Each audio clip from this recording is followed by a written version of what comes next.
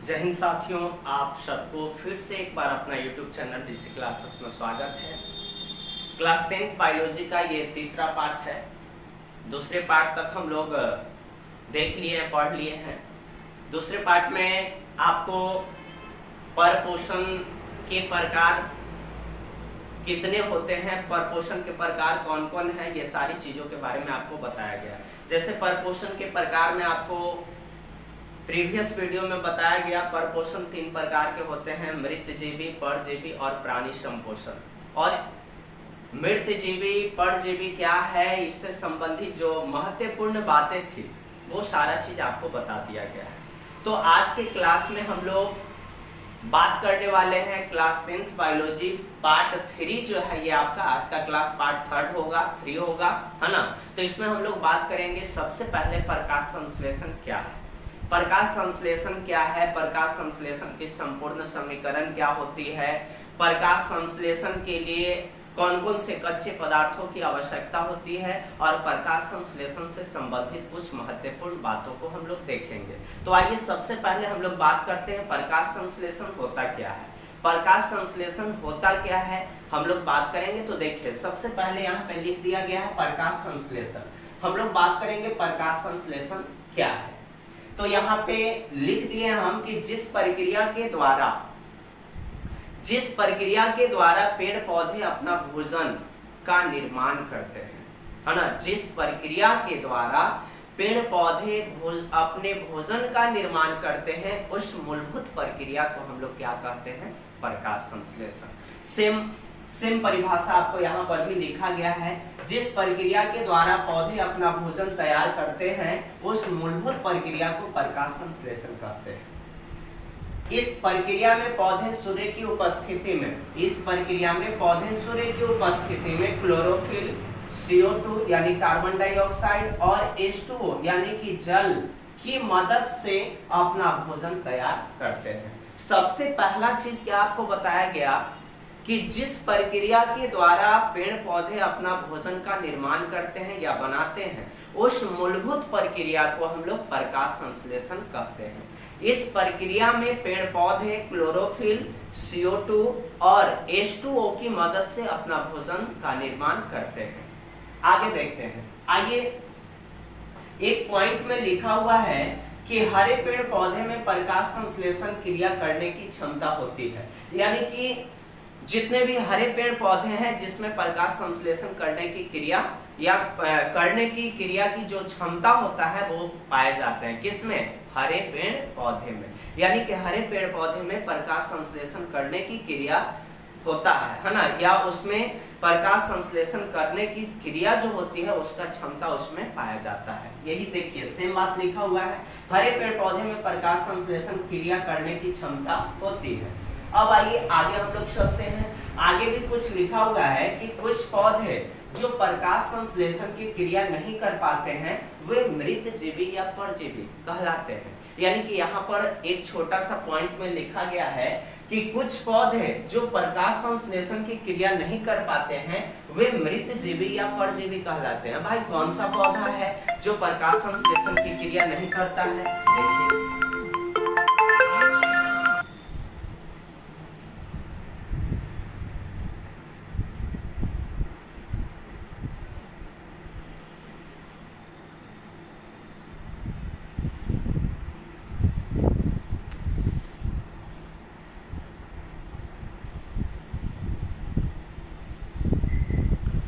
थोड़ा सा डिस्टर्बेंस हो गया था, है ना। डिस्टर्बेंस हो गया था कि कॉल आ गया था और फोन को हमने फ्लाइट मोड में नहीं कर पाया था। चलिए, कोई बात नहीं। हम लोग बात कर रहे थे कि कौन ऐसे पौधे हैं जो प्रकाश संश्लेषण की क्रिया नहीं कर पाते हैं, उन्हें हम लोग मृतजीवी या परजीवी कहते हैं, है ना।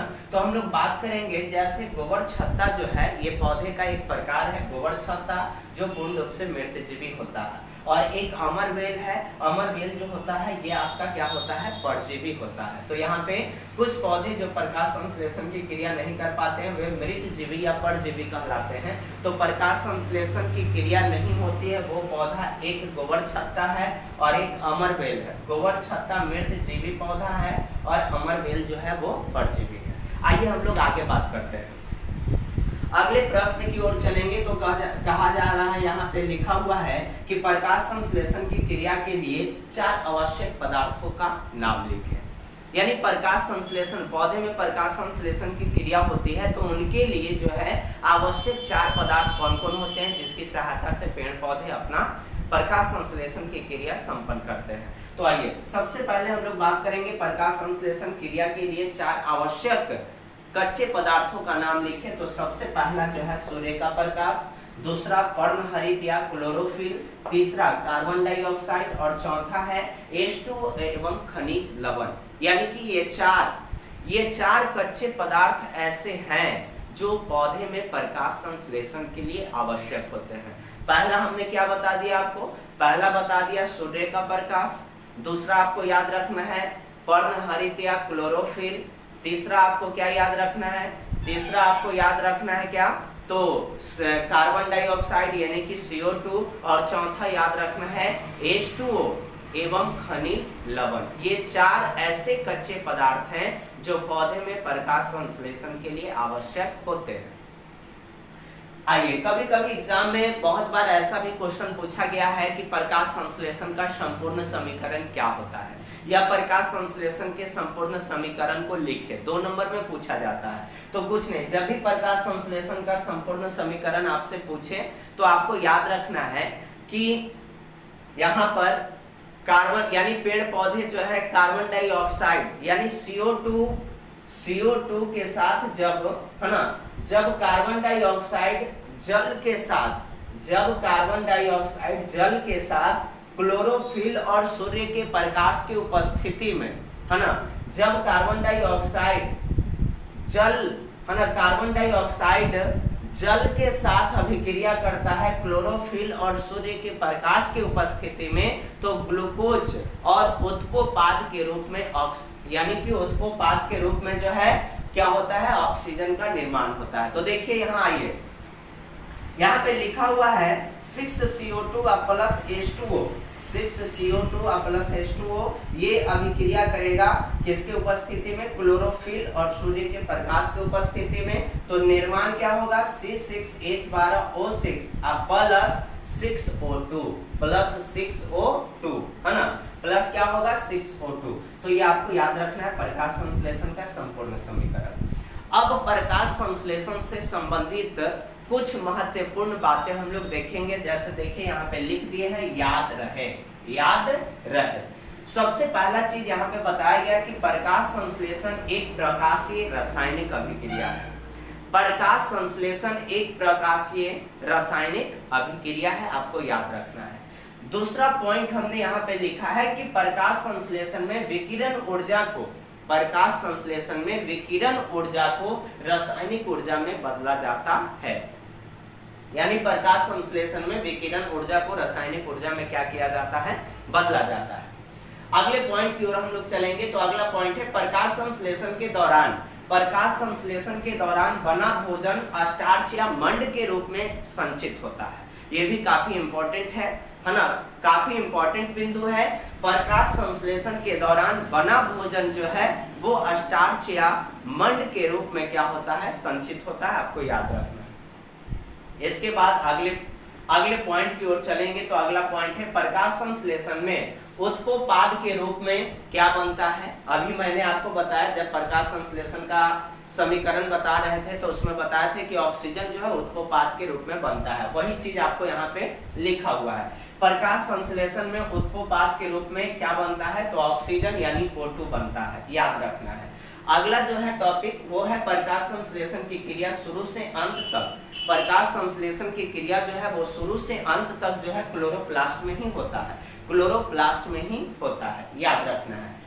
अगला हम लोग बात करेंगे तो पत्तियों को प्रकाश संश्लेषी अंग और हरित लवकों को प्रकाश संश्लेषी अंग कहा जाता है ना। कई बार ऑब्जेक्टिव क्वेश्चन के रूप में पूछा गया है और पूछा जा सकता है कि प्रकाश संश्लेषण है ना, पत्तियों को प्रकाश संश्लेषी कहते हैं तो पत्तियों को प्रकाश संश्लेषी अंग कहते हैं। हरित लवकों को प्रकाश संश्लेषी क्या कहते हैं, तो अंग कहते हैं। अगला देखिए, अगला पॉइंट जो है वो कह रहा है कि प्रकाश संश्लेषण क्रिया के दौरान क्या मुक्त होता है। तो प्रकाश संश्लेषण क्रिया के दौरान उत्पोपाद के रूप में O2 बनता है यानी ऑक्सीजन।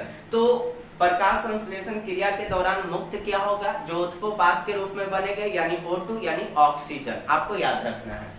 अगले पॉइंट की ओर चलेंगे तो अगला पॉइंट कह रहा है कि पत्तियों के बाहरी त्वचा में रंध्र या स्टोमाटा पाए जाते हैं, है ना। एक क्वेश्चन भी आता है स्टोमाटा क्या है या रंध्र क्या है, तो आप लिख सकते हैं कि पत्तियों के बाह्य परत पर जो छोटे छोटे छिद्र पाए जाते हैं उसी छिद्र को हम लोग रंध्र या स्टोमाटा कहते हैं। इसी से रिलेटिव एक क्वेश्चन आया है कि पत्तियों के बाहरी त्वचा में रंध्र या स्टोमाटा मौजूद होते हैं, है ना। पत्तियों के बाह्य त्वचा में क्या मौजूद होते हैं, तो रंध्र या स्टोमाटा आपको याद रखना है। अगला पॉइंट है इन्हीं रंध्रों के द्वारा पत्तियां CO2 को ग्रहण करती है एवं ऑक्सीजन को छोड़ती है, यानी कि पत्तियों के बाह्य त्वचा में जो छोटे छोटे छिद्र पाए जाते हैं जिसको रंध्र कहा जाता है, उसी रंध्र के द्वारा पत्तियां जो है CO2 यानी कार्बन डाइऑक्साइड को ग्रहण करती है और O2 यानी ऑक्सीजन को छोड़ती है। अगला पॉइंट की ओर चलेंगे तो प्रकाश संश्लेषण की क्रिया केवल दिन में होती है। प्रकाश संश्लेषण की क्रिया केवल दिन में होती है, रात में नहीं होती है। तो ये रहा प्रकाश संश्लेषण की संपूर्ण जानकारी। पिछले वीडियो में हम लोग देखे थे परपोषण और परपोषण के प्रकार, उससे संबंधित बातें, और आज की क्लास में हम लोग देखे प्रकाश संश्लेषण क्या है, इसके लिए कौन कौन से कच्चे पदार्थ आवश्यक होता है, प्रकाश संश्लेषण का संपूर्ण समीकरण क्या होता है, और प्रकाश संश्लेषण से संबंधित संपूर्ण महत्वपूर्ण बातों को हम लोगों ने देखा। फिर इसी तरह से अगले वीडियो में अगले क्लास में हम आपके साथ मिलेंगे। तब तक के लिए आप इसको स्क्रीनशॉट कर सकते हैं।